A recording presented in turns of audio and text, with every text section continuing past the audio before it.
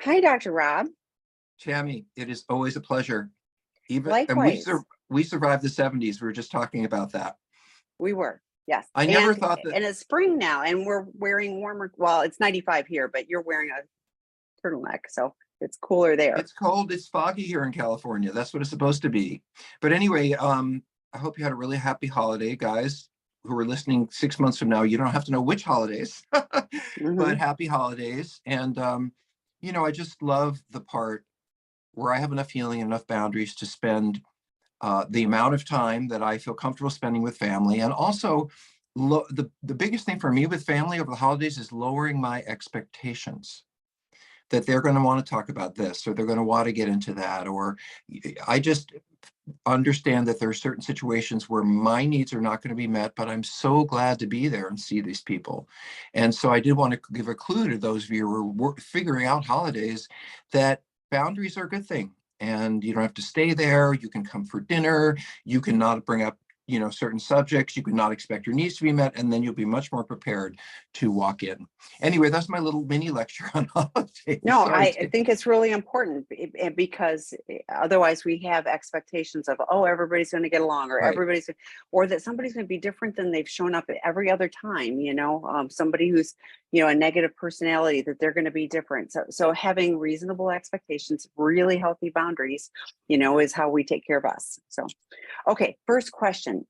Been 14 months in therapy, no acting out. Wife still wants to know how I did it, how I didn't love her enough to not act out. My therapy is showing me early childhood trauma as well as sex abuse. I'm an SLAA and she is in therapy as well. She can't get past that I did this, meaning I don't care enough and have no integrity. I don't believe that is the case. How do we get past this part? So we have a couples healing from betrayal work group that starts April 13th. That would be really helpful for the two of you. We only offer it twice a year. So this is an ideal time. I'm just going to put a plug in it. The work groups are on Seeking Integrity. You can always email me, Tammy, TAMI at seekingintegrity.com. But that work group is the only one that is for couples. Dr. Susie LeBrock facilitates it. It is solid, and everybody always loves it. But it's a small group. So please consider that. But Dr. Rob, what are your thoughts? Well, I think this is one of the most frequent questions I get from spouses, and this is what I'm going to bury in there in the depth of it. This is the piece that sort of strikes me because I hear it all the time, which is, if you loved me, you wouldn't do this.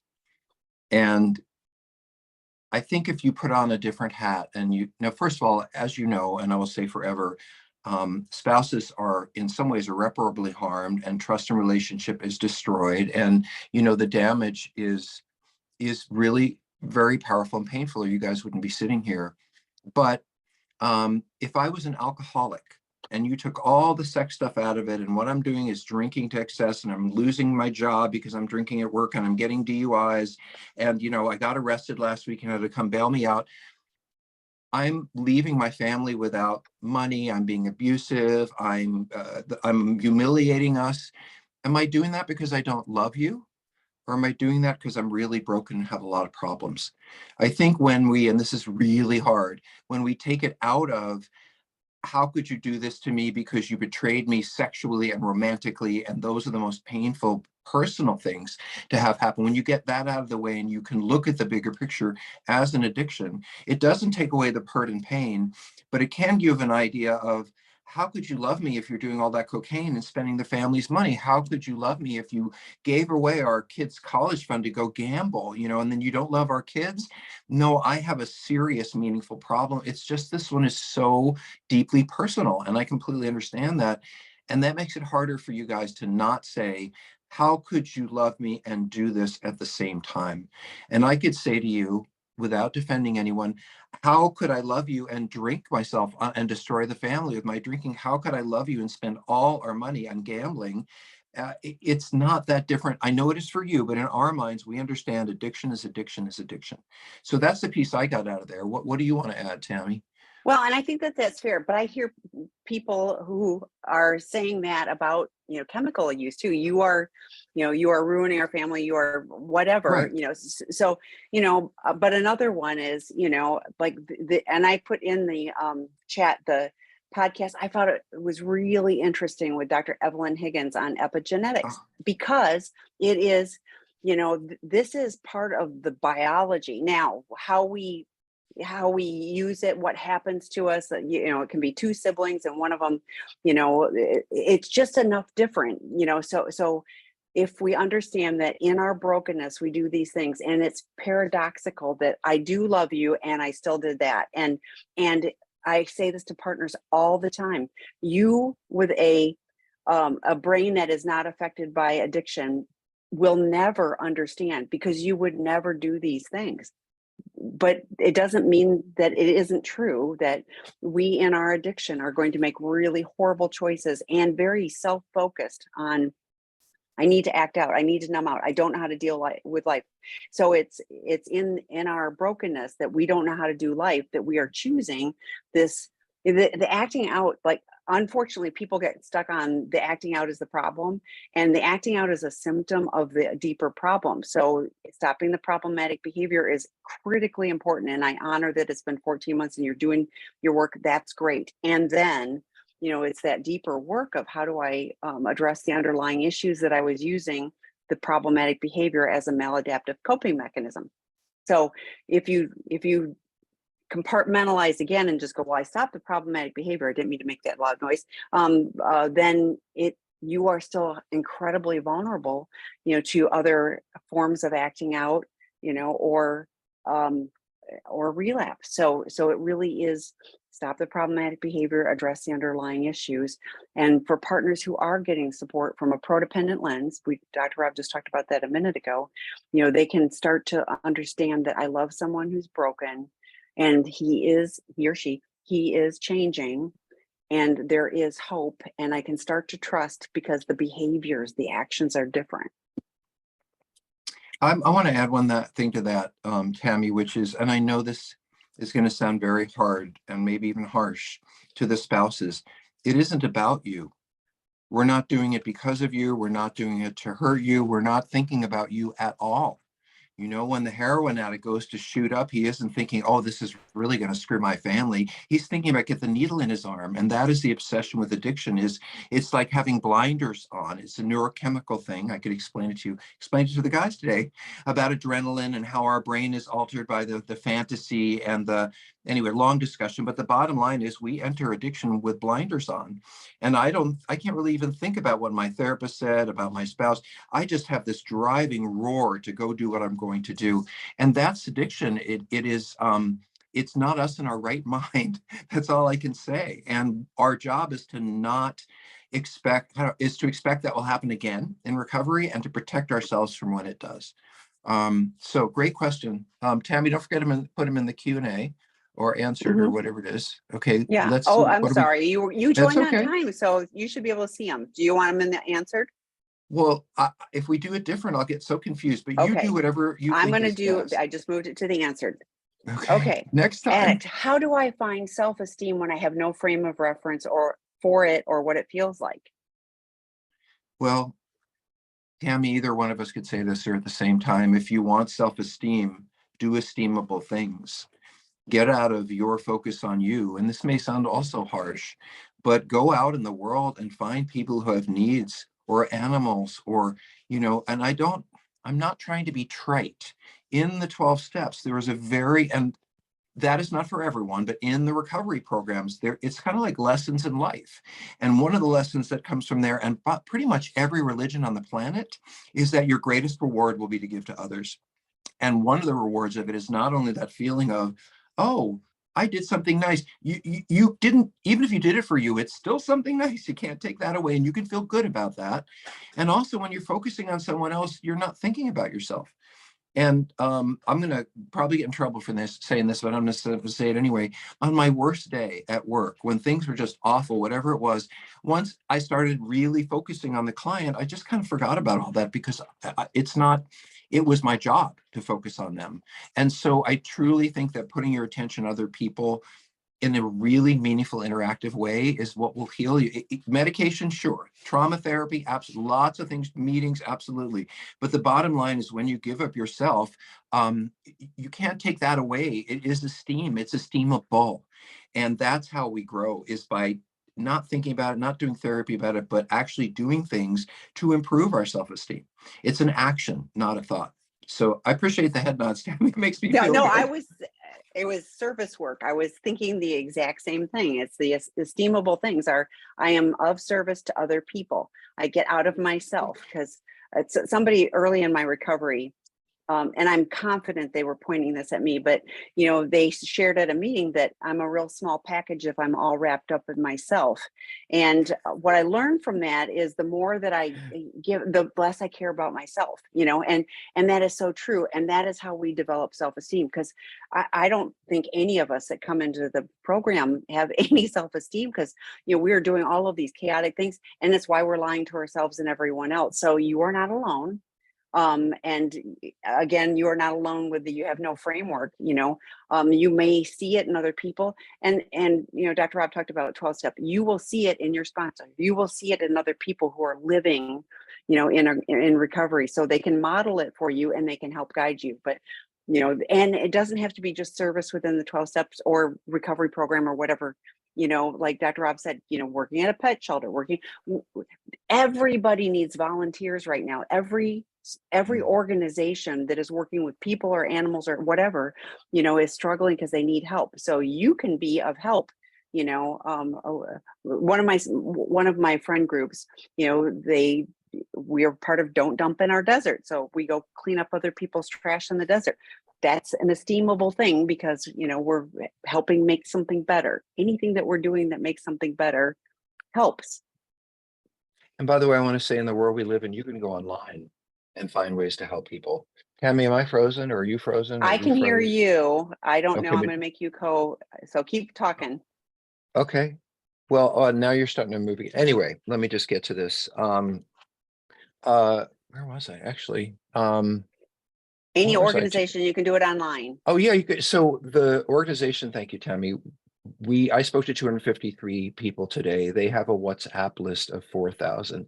Anyone can go online and start a Facebook group or WhatsApp or whatever and say, I'm learning to heal from my spouse's abuse. Would you like to join me and talk about it? You have then created an environment. One of the things I think that makes Tammy and I feel really good about ourselves and everyone on our team, it's one of the reasons, honestly, people want to work with us, is because we're giving so much away. And do we get paid for our work? Absolutely. Do we charge for treatment? Absolutely. Well, Do yeah. we charge for classes and all that? Absolutely. That's how we make our living. But we give so much away. And I don't mean that to brag, and probably I shouldn't even say those words, but every night when I lay my head down on the bed, every time we get an email, Tammy, sorry, I'm getting a little passionate. Today, I gave this talk for all these people, and Tammy got an email within a half an hour. I so appreciate the talk. Can you help me find this resource? Do you know what that means to me? I'll never meet that person. I'll never work with that person, but it makes my day, it makes me feel a little more esteemable. So there you go, for whatever that's worth. Okay, next question. Wife worries because she is hearing that the chance is that 1 year, 5 years, etc., I may act out again. And that is one of the things stopping her from moving ahead with us. I'm in SLA and therapy and in trauma, and the trauma to me of messing up our life seems to be enough to prevent further issues. She doesn't believe that. I'm going to disagree. Like, I can't tell you how many, I've been doing this. I've been in recovery of multiple decades. Do you know how many people I have heard? I even said it. Oh, I learned my lesson. I'm never going to do that again. I would have gone right back out. Dr. Rob will be right back. We have a daily reprieve from our acting out and our addiction. There are no guarantees. There's no guarantees in life about anything. So if you today do what you need to do, I have a degree. I have a minor in statistics. I love statistics, but like all of that stuff is based on general people. Somebody when I was in treatment gave the statistics. It was not good. You know what? I did not go back out and act out. So I either was part of the smaller number or I defied the odds. I don't know, but I took it seriously. I did what people told me to do that was on a recovery path. So you can either get all focused in the negativity and what happens if, for partners who, and Dr. Rob has shared this story before too, for partners who are doing their work, they have healthy boundaries. So if you act out again, you are less likely to, they are less likely to have their entire world rocked by that because they they have the support structure and whatever. So that's you, and you need to go take care of you. But it isn't, all, but I feel for your spouse, because living in the, oh my gosh, what's going to happen next year, what's going to happen 5 years from now, is not living in the moment. All we have is today. So, Dr. Rob, thoughts? Can you see Well, that I one? go with the one day at a time for sure. Mm-hmm. But I want to be brutally honest. We struggle with this. If any of you think that we leave treatment and we're cured, that's your wish. That's what you desire. I completely understand that. What addict among us wants to tell you if we've acted out again or if that we've hurt you again? I'll be really, really honest. It took me 2 years to really get meaningful sobriety. I was on, I was off. Now I was single and I was much younger and I was probably a little bit more troubled than many people, but this is not a direct to the end ride for many, many of us.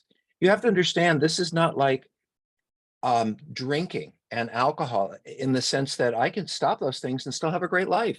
It isn't like gambling where I can get rid of the casino and the fantasy football and the stock market, and then I'm not gambling and I'm sober. This is a naturally occurring function. Eating is the same way. People really struggle. I don't know many people who just get their eating disorder together and they're fine. It's a struggle for a while. And maybe this needs to change a little bit. Maybe I need to make a different plan. And so I cannot promise you, and I certainly I don't want you to think if someone goes through treatment that that's going to heal them or cure them. There is no cure. There is honesty. And I wrote that word down. I can't say it enough times. Uh, when there are men in our program, and I say this often, and we apparently have a few of them right now, I ask those who are in a relationship to send me a letter. And I say, send me a letter about what your life is like and what you're going through. So someone's husband, in some way, gay or straight, whatever, someone's husband is with us, and we are saying to the partner, you're not here, but please write us a letter explaining what you've been through. I have read hundreds of these letters, and I would have expected forever that they'd be about sex, or they'd be about affairs, or they'd be something to do with that. And the reality is that 80% of every one of these letters is you've been distant, you've been dishonest, you've been abusive, you have been mistrustful. 80% of what I hear deeply hurts you spouses of how emotionally unavailable we are, how untrustworthy we are, how you are not even on our agenda. And we don't take the time to be emotionally intimate. So if the goal is to retrieve healthy connection, of course we don't want someone to act out. Of course we don't. But this is work that both members of the couple can do. So I say to you spouses, there's two things from that group that I remember. So I was in a group where one of the spouses said, if he ever does this again, I will leave him. And I thought, well, why would he ever tell you? I mean, isn't the goal, if you threaten, like if you ever do this again, it's a great idea, but here's the deal in the therapy field. If I say to you, I'm pointing to myself, if I say to you, Tammy, if you do this again, I'm leaving you, you better leave. Because the addict figures out very quickly, well, they make threats, but they don't keep them. They make commitments to themselves and set boundaries, but I can walk right through them. So that's number one. If you're going to tell us you're going to leave, if we do this or that, you better leave. Number two is, why would we ever tell you if we are struggling with something? Because we think you're going to leave. And you want us to tell you that. You want us to be intimate. You want us to be vulnerable. You want us to tell the truth. You want us to be connected to you. You want to gain trust. It isn't going to be whether we have 5 years of sobriety or 5 months. What matters is, are we building you and our relationship as the most meaningful place where there's one of the things that hurts the spouses the most, in my experience, is how could I have not known any of this? Am I going to be in this relationship and I'm still not going to know things? Well, let me tell you, I would feel better in a relationship, in a marriage where someone said to me, 5 months in, they said, I really screwed up and I feel bad. And I went to my sponsor and this is how I'm re-engaging my program. And I'm so, so sorry that I know it's going to hurt you. And then things are not going to be good between the two of you for a while, but the spouse hears something, this is different. I know what's going on. And that, more than the acting out, I hope, restores your sense of, I'm not going to be in the dark. I'm not going to be lied to. I'm not going to keep secrets. This isn't going to be as crazy as it was. So do I condone acting out? No. Do I encourage people? No. But I'll tell you this, and the people who leave seeking integrity and they say on the way out, I got this. I know what I need to do. I've got that. I got the plan, I've got the whole, and I know what I'm going to be fine. I worry about those people. The guys who say to you, honey, I'll never, ever do this again, that worries me because as Tammy said, it is one day at a time and I don't know what's going to happen tomorrow. Today, I am not acting out. Tomorrow, I don't know what's going to happen tomorrow. So you're just hearing kind of a regurgitation of the world that we live in. I expect clients to be untruthful and then immediately tell me the truth. I expect clients to be full of shame and tell me the truth anyway. I expect that we're not going to do it perfectly. And I'm so, so sorry. When a guy leaves treatment and says, you know, I'm really scared. I don't know if we're going to be able to do this or not. I got the tools, I understand it, but putting them in action in my life, I know that's when the rubber hits the road. And what if I can't do it? And what if I act out again? And that's the person I feel good about because they're being honest with themselves. They're not trying to convince, they understand their vulnerability and they're going to commit to change because they don't want to go back there and they understand that they can. So a little bit about my world and hopefully the clients who come through and spouses, I'm saying so much about this because I don't want you to feel like this is going to happen or it will happen or every person's road is different. I will tell you this though, someone asked me this, what's the point of treatment if people slip or act out after being there? And the answer is they will slip less. They will be more honest about it. It will happen less frequently. It won't be as bad a circumstance. And it may take us a while to get it right. Yeah, Tammy, I've said an awful lot and I feel badly saying this, but if I don't say this, like the person you're married to who says, I got this, not going to be any more problems. You don't worry, I'm never going to cheat you on again. I wouldn't feel comfortable with that because they don't know.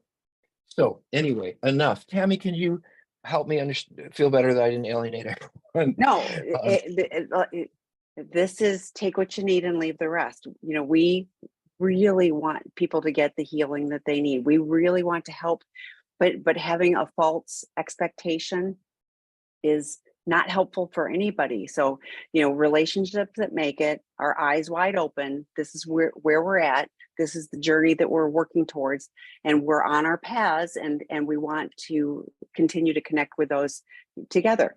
Not every relationship makes it. Not every addict even wants help. I mean, I talk to lots of people every week that, you know, and I go, yeah, that person, you know, like they have a zillion excuses. And unfortunately, oftentimes the partner gets manipulated into, oh yeah, I learned my lesson. I won't do that again. We don't need to spend the money. We don't need to do this. And, you know, I'm going to go to some 12-step meetings. I personally love 12-step meetings. You know, I still do those. I still find them valuable and meaningful, but that would not have ever been enough for me. I know even with the catastrophic circumstances I had, I didn't have the tools. I would have been right back at, and like Dr. Rob talks about, process addictions, you know, food, sex, yeah. those are far more difficult. And it was a harder journey for me. You know, abstinence with, you know, chemicals it was challenging, but It's it, you black and know, white. it's very black and white. You know, the food is like, I still have to eat and I have to, you know, not get into, I still am careful about the headspace because like it isn't that I worry about the eating disorder. I worry about the headspace. Like that's where I'm at. I protect Where my it headspace. leads you. Yes. I Right, don't need to be in the crazy insane thinking about all of this stuff. right. And, you know, I never count calories. There's a reason, you know, I just, that is insanity to me. I will go nuts. So anyway, enough about I that. do want to say one more thing, and I know we've talked about this a lot, but I think it's really important. When I work with recovered women's groups, partners, when I work with partners, recovery, codependence type stuff, you know, the woman who says if he ever is often not married that long, if he does this again, I'm leaving. And of course, you heard my talk about that. And then if I run into someone in the group who's really done their work, um, I heard one woman say, you know, he had a slip about 2 years ago. And some of the women in the group said, how could that be? Why would you stay? And she said, I'm not going to screw up my whole life because he's gotten back into his problem. I'm not going to create drama for me. I'm not going to, you know, threaten and rage. And I've already been through all of that and deservedly so. But now it's his problem. He can just go stay somewhere else and be somewhere else. And I'm going to continue with my life because that's recovery, is really setting that boundary. If this happens, you know, getting to neutral is really hard with this one, but it is not about you. We have a theme for tonight. And if I act out, the best thing you can do is say, I'm really sorry that happened. Now you don't get to hang out at the house. Now you may have to go back to treatment, whatever it is, but I'm going to take care of me because I've set up my world as a partner, as a spouse, with the understanding that things might get bad, not just good. So anyway, I just, in every way, I want you spouses to embrace the truth and not fool yourself or tell us if you ever, it's just not a guarantee. This is mental illness. I know it's not, addiction's a nice word, but I can never promise you I won't get depressed again. I can never promise you, that I won't rage again or all of those other issues. So anyway, take what you like and leave the rest. Tammy, now they're going to tell everybody, oh my God, Dr. Rob said you could never get better. I just know that. And that's not the case. Like I talk to alumni, I talk to partners of alumni, and the healing that they are on, again, eyes wide open. It will never be, and I say naive with the, like in a loving way, like when you marry somebody, you naively think that this person is with me and we're partners and we're going to do this life together, and that now you can't ever trust that person completely because you know that that person has hurt you. But if they're doing the action and showing you on a daily basis the progress they're making, and it's not a smooth, like Dr. Rob said, it's not like a smooth path where you're like, okay, no, it's real life, and there's bumps and speed bumps and everything else, but you will see things change, and you will find that you have a better you can, More if both of intimate. you are committed, you can have a better relationship than you ever could have even imagined. That's really true. It is. I'm not kidding. We have seeking integrity. I to do the best to tell the truth. Okay, my husband has been in recovery for about a year now. My D-Day was in September of 21, but doing the trickle down disclosure with when presented with evidence and gaslighting for the first 6 months. We both have CSATs, couples therapist on therapeutic disclosure, impact statement, and still waiting for restitution letter from him. He is doing seeking integrity work groups, but doesn't really do 12-step meetings. Should I care if he doesn't do a 12-step when he's doing all the above mentioned? Well, I don't think the answer is should you care or not. I mean, because I hope you care no matter what steps the person you love works on themselves. I would be concerned about this, and it directly relates to what we just talked about, which is addicts have a chronic illness. And 5 years from now, if I act out, I'm not going to be seeing that CSAT. I'm not going to be in that seeking integrity work group. I'm probably going to be out of the couples therapy. What saves me as an addict is no matter where I've been or what I've done or where I am in the world, I can go to a 12-step meeting, and those people will be there for me absolutely free of charge, and they will support me as much as, well, more than a lot of other people in my life. I can raise my hand and say, I just got here from out of town. I just acted out. Would some of you have coffee with me so I can get some support? I don't have to pay them. So if you have a lifetime chronic problem like addiction, I would want a lifetime ability to find support without having to pay $235 to see a therapist whenever I'm struggling. That's what sponsors are for. That's what the support that is offered there um, is. So yes, because of the community there. Yes, because of the life lessons that the 12 steps can bring. Yes, because you end up feeling not so horrible because you realize you're not alone and other people have been there. But my biggest yes is that you have a place. I still go to meetings. I've been doing this for 30 years. Do you think I do it because, I mean, I do it because I see friends. I do it because it makes me feel good. It's like a meditation for me now. But I'm so grateful to have that in my life today. I don't see the 3 therapists I saw for 25 years. I don't go to a lot of the same groups and places for growth and education. So a lot of them don't exist anymore. But I'll go to meetings and they'll be there lifetimes after I'm gone. So I don't think you should care. I think that I would feel safer and more trusting. It's his job to care. Anyway, that's me. Yeah, no, I really appreciate that. And I was thinking it's more like, I would be doing it from my healthy boundaries. This is what I see you doing. This is the action. I'm looking for more to close the gap on our relationship. So it would make me feel safer, just like you just said. It would make me feel safer if I saw you doing these things. But the peer accountability, I love our work groups, but those are 6-week courses. Those are not, the longevity. I too have the friends I see, the accountability. I have people that will call me on my stuff if I'm, doing if I'm going astray. I need that. I want that. I value that. And I have people that want me to participate in that way as well. So those connections are really key. So for me, it would be more I would not feel as safe being in a relation, and particularly when you're going like, he still hasn't done, waiting for the restitution. How long has that been? To me, it feels like there's a lack of progress, and it feels like he's kind of stalling. So I'd be honestly a little bit more concerned about that from the standpoint of, I need to pull back, I need to take care of me, and because he's creating the gap with not doing in his actions. Okay. Next question. I want to add, Okay. I want to add one thing. I Okay. put this in the chat.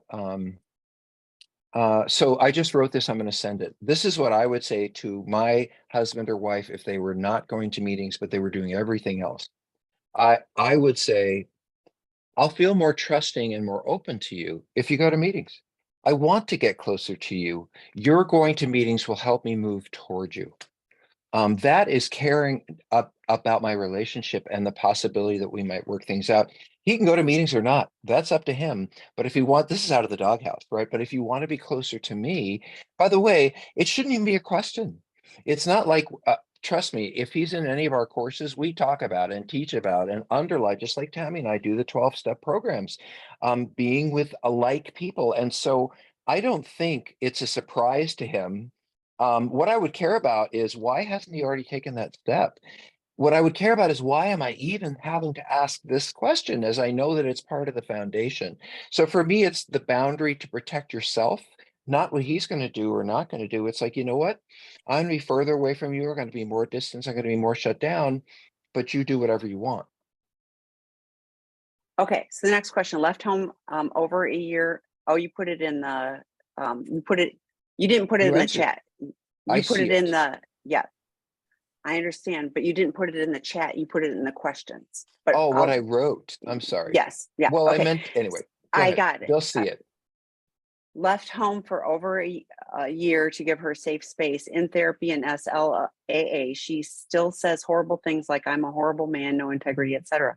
When is it time to walk away? In my therapy, I'm coming to terms with how I got here and how to be a better man, but she doesn't want to hear it. When is it counterproductive for my own health to keep staying? Boy, Tammy, this is we don't like Dr. Rob night. I just know it. Yeah. Um, so I absolutely believe that spouses need to find a way to work through their anger. If you want to be with us, I understand that it is I mean, I've written about how awful and betrayal is. But if you want to hold on to that anger more than the relationship, then there's no reason to have a relationship. At some point, you have to come to terms with what's happened. You cannot punish us forever, because what happens, this is straight out of Sharon O'Hara, by the way. One of my colleagues taught me this. She said at a certain point, the anger and the devaluing and the frustrations of the spouse will be counterproductive. If I am truly being the person that I know I should be and doing the things I need to do, and I'm beginning to feel self-esteem, and you still see me as a turd on the street, at some point I'm going to say, I've been doing everything I'm supposed to do, and I'm feeling a lot better. And I think I've become the person you always wanted me to be. But if you are in that place a year later or whatever it is, I don't want you home, I'm still angry as I ever was, and you're this and that, then I got a question, is that how I want to live? And spouses, if you think I'm pushing you back, that you get to be raging forever, I am. You have absolutely every right to be angry, to be hurt. And as Tammy said, the initial trust of the relationship will never be the same. I will never believe that when you go out there in the world, you would never do anything to hurt me, because now I know you can go out in the world and do things that hurt me. However, and it'll rebound, but there has to be some kind of, what roller coaster that gets lower and lower until there is some peace with it. Never complete trust, never like the way it was before, but joining in this process together. And so I think spouses really have a choice. In the beginning, it may be finding your voice and finding your anger and working on that and seeing how it relates to the past or whatever. But at a certain point where we're doing what we need to be doing, I have not heard actually this question before, and I think it is really beautifully asked. She says, I am a horrible man. I have no integrity. I want to stay, but what do I do? And I think that is a really, Now, provided this person's going to meetings, that they're in recovery, that they're not acting out, all the basics. But this sounds like somebody who, is in a good place. So anyway, Tammy, what are your thoughts? This is a tough one.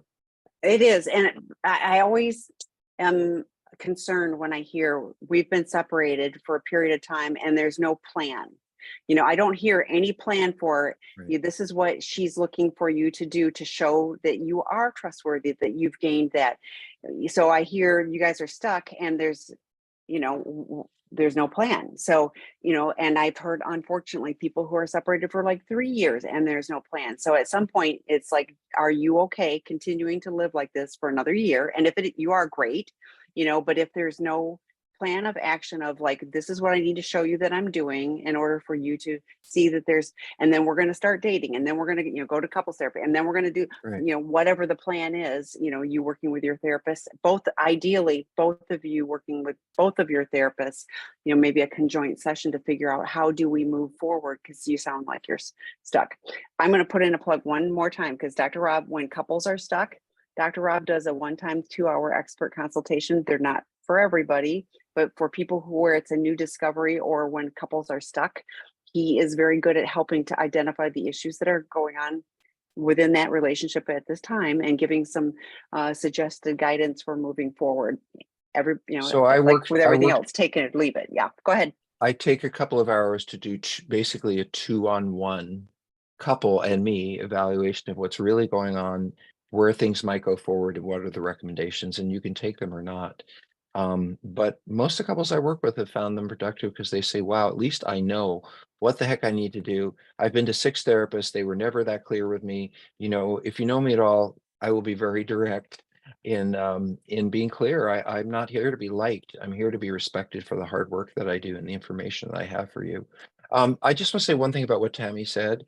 When you talk about a plan, and I think that's the right one, this is a couples therapy situation. We don't recommend it in the beginning because you both each have your own work to do, your own communities to grow support if you're serious about this. But at a certain point when you're at a stalemate, every couple that's in a stalemate, this is a perfect time to say, I'm doing my recovery. You're really angry. Do you really in or out? If you're in, let's move forward. How can this person? I was in a relationship years ago where someone kept assuring me, I'm in, I love you, I love you. We got to therapy and the therapist said to my spouse, are you really in? And this was great. He turned to me and said, oh, there goes Rob again, complaining, wanting answers. And the therapist said, no, are you in? And the answer I got was no. And that was the best gift I ever got, incredibly painful. So this is a really good place to sit down and say, can we separate the wheat from the chaff with another neutral person? And Tammy knows tons of terrible couples therapists, but that leaves us with the gems that we do refer to. And you can write her at Tammy, T-A-M-I, at seekingintegrity.com. We don't charge to give information and we don't get kickbacks, but we do know the people who we really value their work. Yeah. And I'm going to caveat that because I get lots of people that are new in discovery and they want couples therapists. And I break it down and I say, if you've listened to anything with Dr. Rob, you will hear us say, addict, do your work, partner, get support. And then after a point when things are ready, then doing couples work really makes sense. But I hear too often people are like rushing into a couples therapy and it goes poorly at best, but sometimes it's even more detrimental to the relationship than when they started. So it really is a timing. That's why we refer to qualified professionals and not all of them are great, like Dr. Rob said, but I really try. I keep, I keep information list, but this is highly specialized work. Going to a generalist therapist for these complex issues is a recipe for disaster. So. Hey, Tammy, I don't mean to be rude, but there's just like light shining on you and it keeps bouncing around. And you know what? It won't. It's my shades. The sun has moved enough. I have to start I'm afraid it's going to hurt your curtains. eye. That's why it looks like there's a laser. It's all good. It's not a laser. It's all good. Okay. So, okay. Checking. Where does ignorance and or arrogance come into the equation versus addiction? Narcissism, selfishness, lack of caring, is that addiction? Well, I'm going to take the ignorance word out because I don't, I think the issue that is a lot more meat on the bone, a lot more to talk about is the issue of narcissism. So what is narcissism? It is a lack of empathy toward how my behavior might affect others. I can do things and not think about it's going to hurt someone or put it out of my mind. I can say things that are hurtful and not, I lack empathy. I have trouble seeing how what I do and say is going to affect you. In that way, all addicts are narcissists. You know, Tammy's heard me say, as a selfish, completely self-focused heroin addict, I will take money out of my kids' college fund to get drugs. But in recovery, I may choose to go work 3 jobs to put that money back. So there's a basic narcissism to being an addict because it's all about what I want, when I want it. You know, I'll just deny or push away any consequences. I mean, that defines narcissism in a sense, is that all that matters is me and what I want. And by the way, if I'm an active narcissist and you criticize me, I'm going to confront you. I'm going to push it away. I'm going to blame you. If I'm a real narcissist, I'm going to externalize the problem. It's not me. It's that, it's that, it's that. You're either on my side or you're not. I mean, I'm listing sort of criteria for being a narcissist. But as I said, everyone who's in active addiction is narcissistic because addiction is narcissistic by nature. It's all about me. However, all of us who end up being addicts also have what we would call narcissistic wounds, which is we grew up in situations that were hurtful to our very sense of development, I guess is the best way to say it. And so I'm narcissistic, in case some of you haven't noticed. I want lots of attention. I think I'm the most important person in the room. I hate criticism. I'm a know-it-all. What else, Tammy, about my That's Anyway, the enough. point is, I can say I have bad traits, and that's something I'm working on. But the recovery is I'm aware of it, and that I know that I don't want to treat people that way. And I can actually look and see someone's face when I probably said something wrong, and I can think to myself now, oh, I probably said the wrong thing, and I can fix it rather than what's your problem? You know, I thought that was helpful, or whatever it is I used to say. Yes, because of these kinds of wounds, we tend to be more focused on us. We tend to not think of the other person. I just want to give a really good example to me, and I'm going to let this go. My husband's had some kind of cold. I guess a lot of people are getting colds, you know, post-COVID and all that stuff.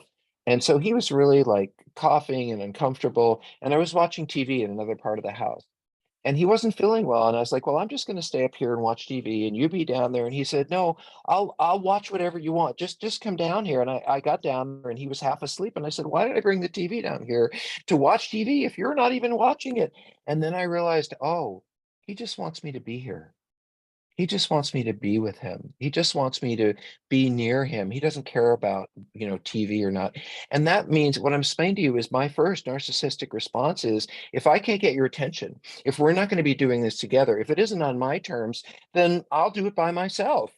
And I could have sat up there and watched that TV show on my own. But what I didn't think about, what I didn't have empathy for, is that my husband is down here not feeling well, coughing, trying to take care of himself, feeling miserable, and just wants his husband and partner to be there with him. I wasn't having empathy. I got it eventually, but I didn't initially. So my first response with these issues will always be what works for me. Oftentimes, my first response is, where can I go act out? But I have learned that that is not the right response. And rather than saying, why are you complaining? I'll be down later when I finish this show. I say, I will put myself aside to make sure that you feel better. And that is not the behavior that is normal for me. I have to think about it. I have to work on it. Um, just a quick one. Some people worry about what's called narcissistic personality disorder, and that is taking, or borderline personality disorder, or whatever. And those are very extreme things. So I've probably in my whole life worked with 1,000 narcissistic people, but true behavior disorders, I've seen very few. And when you see them, you know it because they're really, really sick. And so, yes, we get involved with really narcissistic people, but trust me, a full-on disorder is scary to see how that person actually thinks. Yeah. So Tammy, thoughts about this? No, I think you did a great job because if you hadn't added about the narcissistic personality disorder, because I get that all the time, you know, that usually partners calling and saying, you know, that their spouse is. And I was like, well, I hope it's just traits and all addicts. And you mentioned addiction it isn't just sex addiction, it's any form of addiction. We are focused on ourselves and the ability to continue to act out, hanging on to that despite negative consequences to ourselves and everyone else. You know, so yeah, we're very self-absorbed. That said, in recovery, if we are willing to do the work, we change. And for some of us, it's harder than others. You're sharing your struggle, but look what you did. You did go down and spend time with your husband who was sick, and and you didn't just continue to.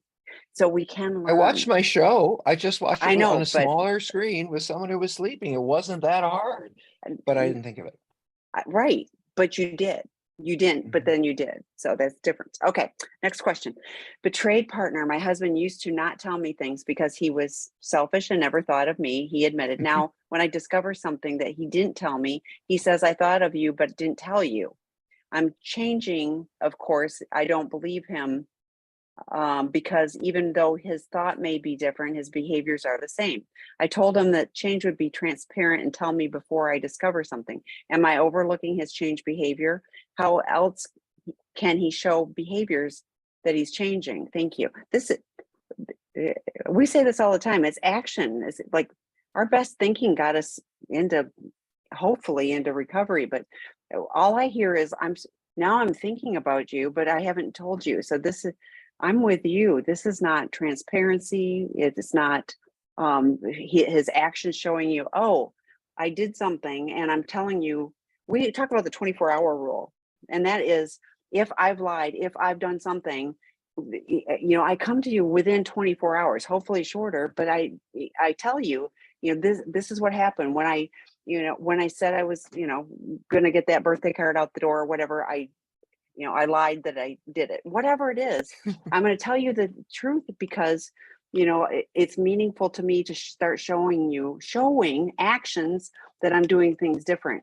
Lip service to, well, I thought of you, but like, I just didn't want to tell you. That's still self-centered and self-focused of, I'm afraid of your reactions. I didn't want to deal with the consequences, whatever. But that is not feeling to me like a recovery journey.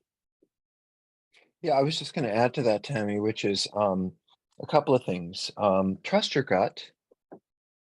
Trust your gut. Trust what you feel. Does this not feel right? Do you think there are other things going on? Do you think you're being gaslighted? Which means I'm now willing to be honest and so believe everything I say. What do you mean you don't believe me after how hard I'm trying? What's wrong with you that you just can't believe what I say? And on and on and on. The theme that this strikes for me that I hear from a lot of addicts is what she or he, what they don't know won't hurt them. And we think as long as you don't find out, and in fact, I'm protecting you because I don't want you to be overwhelmed and hurt so much by this. That's denial. And by the way, this is interesting, Tammy, I've never said this to you before. A lot of addicts say my husband or wife must be a witch or a warlock, or because I can come home 5 nights and I haven't acted out and they don't say a word. And then that one night I came home and I had acted out, they knew something wasn't right. How do they what kind of trick are they engaging in? And my response is, you're not that good. When you have acted out, you're distant, you're uncomfortable, you don't want to kiss, you don't want to hug. We are different, and it is noticeable, and it affects the people we're with. So it is not true. Now, it may affect them in terms of they're blaming themselves. Why are they so distant? What's wrong? What did I do wrong? But the bottom line is there is no what they don't know won't hurt them, because you do know. And I think there's things that you do know. And by the way, if someone said to me, I've lied to you my whole life, but now I'm going to be honest, I would say, no. I would say probably not. But I might be lying about telling you that I'm going to be honest because I know it'll make you feel better anyway. And I rest my case. Do you know how many times I hear that? Now I understand how hurtful this is. I'm never going to lie again. And I'm like, yes, you will. You just did, So, okay. Oh, let Go me say ahead. one thing before you go ahead. But you mentioned narcissism, and we talked about narcissism. I hear a lot about, is my spouse a sociopath? Oh, yeah. Are they just unredeemable? And do they only think about maliciously using other people? And so I want to tell you the difference. I tell the guys this all the time. Narcissists lack empathy. I can do something that's going to hurt you. I don't even think about you. Think about what I want and what I'm doing. And then, by the way, if you find out, I'm going to lie and try to cover it up and all that stuff. But when it comes up, when I really get it, and I will hopefully at some point, how much harm I've caused, how much. Now, sometimes it takes a real smack in the face, like a divorce lawyer. But when I really get the harm I've caused, and I can look at it and think about it, and this happens in treatment, I feel terrible. I feel terrible for me. I feel terrible for you. I feel awful about having created this situation. And that is narcissism, meaning I can be unempathic. But once I realize what has happened, I feel bad about it and I want to change it. People come into treatment in part because they don't want to feel this way. They don't want to hurt the people that they've hurt anymore. They know that feeling of, oh, this is awful.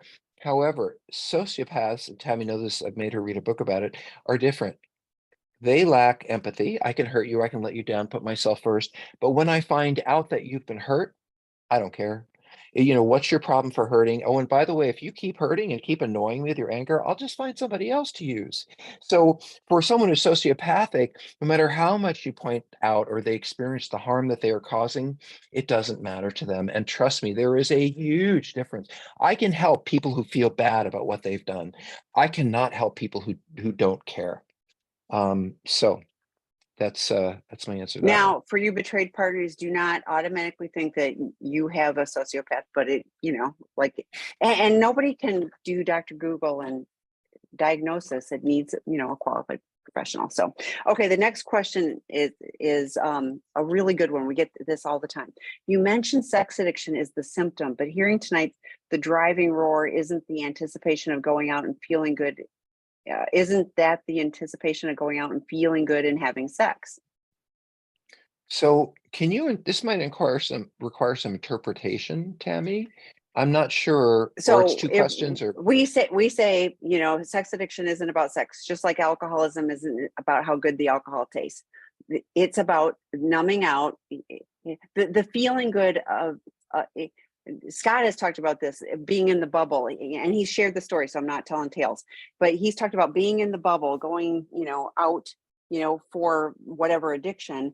And you're in this, you don't even remember the drive. You don't remember any of that aspect. That dopamine is, that's what's really engaging, is you're escaped, you're focused on that. You don't have a care in the world about anything except the acting out. So sex addiction, while it feels so personal, sex addiction, porn addiction, it's the same escape mechanism, the same maladaptive coping mechanism, that any form, eating disorders, gaming, whatever it is you're using, and usually it's multiple forms of that, it's all working on, I call it filling the hole in the soul. So we aren't enough within ourselves. We're looking to have something else take care of us, and we use multiple different things. Many of us, do. So while the sex addiction, people think, oh, they're going out and having fun. Usually not really, chasing fun, chasing the excitement, but not really necessarily getting it. Does that clarify? yeah, Tammy, and I think that you can really embrace those ideas talking about different addictions for yourself, because if I'm gambling, in my mind, I'm really excited about getting to the tables and putting the money down, and what I'm anticipating and what drives that whole process forward is the end idea of the excitement. But we call these process addictions for a reason. They're not substance addictions, they're process addictions. And what we are addicted to is the whole process. So one of the things, I actually did some teaching with the guys today, and I said, look, the sex itself might take 5 minutes or an hour, but thinking about it, planning for it, fantasizing about it, thinking about when, taking the money out of the bank, making sure my browser, whatever it is, that can take 5 days. So it isn't just the end point. The end point is the sparkling thing that I'm moving toward at the end of the tunnel in my mind, but it's each step along the way that drives the intensity, the fantasy, the emotional, the neurochemical, all of that stuff. I start escaping the minute I start thinking about what I'm going to go do. So you're absolutely right. It is the anticipation of going out and the feeling I'm going to have when I have sex. But it's no different than the anticipation, the feeling about what it's going to be like when I get cocaine or when I finally get to the tables. So I have, however, many times said sex addiction is a symptom, and that's a different issue, which is, yes, the tip of the iceberg is the problem behavior. That's the thing that looks problematic. That is the call for help. That is the, uh-oh, I've really got an issue, is the drinking, the sex, the gambling. But there's stuff underneath that. There's pain, there's loneliness, there's trauma, there's vulnerability, there's abandonment, there's rage, there's all kinds of stuff underneath that. You can't, unlike what I think many therapists think, you can't work on those things and then get to the addiction. You have to put the addiction down and then you can work on those things. So yes, I think addiction is a symptom of underlying deep and consistent emotional problems.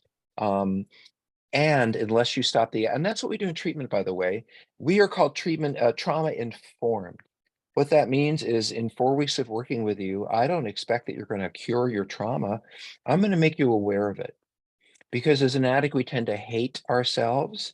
And I want to say, you know what? You're not probably a bad person, but you're a really broken person. Look at the trauma. Look at what happened to you. Of course, you ended up in this. Some of the guys I say, you never had a chance.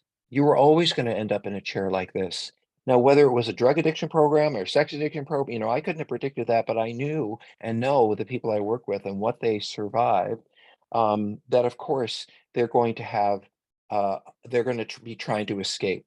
By the way, we have a word in therapy called a secondary gain. And I want to just briefly explain what that is. If Tammy and I go out for a glass of wine, she's an alcoholic and I'm not. I can have a glass of wine, and the reason I go is to be social and to relax. And it's been a hard day, and I can have a cheers with somebody. I have a glass of wine or whatever, but I'm there for the primary focus of being social and enjoying people and relaxing. Tammy is going to go there, and that's not her primary focus. Her primary focus is to get drunk and stay out of any of her feelings. And she could give a poop about the social. She looks like the healthy people because she's just drinking just like I am. But her goal is very different than mine. And so sex is about, a lot of things for different people. For some about recreation, for some about procreation, for some about deep intimacy. But as a sex addict, I'm not really looking for any of that. I'm looking to escape and disappear and find a place to run to. It just happens in my situation to be about sex.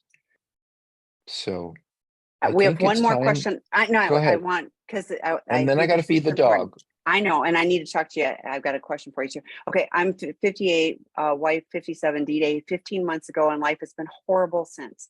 I've lost everything I cared about. Therapy has shown me how and why I got here, and learning how to repair those things from years ago that helped lead me to this point. I don't know what to do. This kind of damage, or I don't want to do this kind of a damage again to myself or my spouse. Listening to this, it seems that the rule is it can happen again. I would never do this to myself again, let alone to my wife. Oh, I know what I want to say, but it's not. People in hell want ice water, is what I wanted to say. But I'm Which is, like, go ahead, Tammy. and I'm sorry that you feel it is all horrible. Hopefully you're starting to see through the layers that all of that was horrible, and what you're being in conflict, being lying to yourself, to your wife, has been horrible. I don't spend any time worrying about, will I go act out today? Because I do what I need to do to take care of myself today. That's it. I've been in recovery for decades for multiple different things. I don't tell my spouse I'll never do this again. I won't. I tell them I'm going to do what I need to do today. So if you do what you need to do today, don't promise, oh, that was so horrible, I don't ever want to. I never want to do anything horrible to anybody. Well, there's times, but I really don't. So it's one of those things. I have a program, I really work on that. But no, I all I'm saying is, start focusing. The point of recovery is to find joy and healing. You are 15 months in, but you are also early on. So yay, but also that's very early in the process. And you've been doing this stuff for decades. So, and I know you understand some of the why. Some of the why is helpful, useful, interesting, but really how do the two of you go from where you are now and move forward on a different path? One, eyes wide open, that you can see, we're seeing that we're making progress little by little. We're making progress. Because if you're just focused on how miserable that was and everything, that is not meaningful enough to keep you from returning to the problematic. In fact, that's a reason. It's, oh my God, this is so horrible, I can't deal with it. That would be concerning to me. So do what you need to today. Find joy. Write a freaking gratitude list. Find things to be grateful for each and every day. That starts to shift our attitude. So. I'm taking Okay. some notes here. Okay. first of all, I hear a lot of unresolved shame in this. Um, in terms of just the degree to which this person is saying, how could I do these things I've lost? And therapy showed me how and why, and I want to learn to repair. That's all good, but underneath this feels like a little bit like I'm a horrible, bad person. There just feels like, and I don't want to be a horrible, bad person, so I'm not going to be anymore. And I'm focused. There's a little bit of that. If I make promises, they're not for the other person, they're for me. I'm making promises because I feel better and I feel like you'll feel better about me. Promises in this kind of sense can be a little narcissistic. I promise I'll never do that again. Well, why am I saying that? By the way, it's not a rule that it can happen again. That was not my intention. What I said was it happens again for many, many people. It doesn't for others. I said it because the expectations that we have, both ourselves and spouses, that now that the crisis has happened, this is kind of like I saw it and I saw the light and I realized what I did and I'm never going to do it again. That's not how it works. One of the things that I think is useful to say here, and then we really need to do stop, Tammy, is I think about getting a DUI.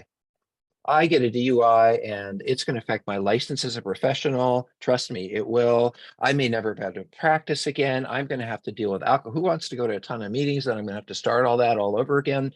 So despite that, and I might get a year of sobriety, I might get a year and a half, but what if I'm writing on is I don't want to feel like I did when I felt during the crisis? You're going to act out again, because feeling bad about something that's happened, feeling awful, feeling terrible over time, that kind of goes away. Like the immediacy of someone passing, eventually it gets integrated. So if you think that the fear and the upset and the horrible things you did and the way it hurts your relationship is going to somehow magically turn into, okay, I will never let this happen again, it doesn't work that way. It's a process that isn't about, I'm committed to not hurting anyone else in that way. And it's about, well, Tammy, you can lead in, but what I really want to say here is that I know that none of us want to hurt the people we love. I don't think we did when we were doing it, but we did. And now being able to see how much you've hurt someone, I hope, drives you to seek help, to understand the nature of the problem, to find a real sensitivity and empathy for what your spouse is going through. And that's an ongoing issue. So I hope that you would never do this again to the people you love. I really hope that.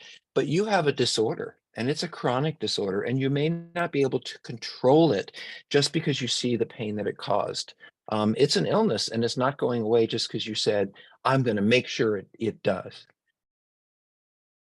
Thank you. Thank you all for the great questions. We'll be back. Join us again next week. All right. Call me. I got a quick question. You got it, Bye. Tammy.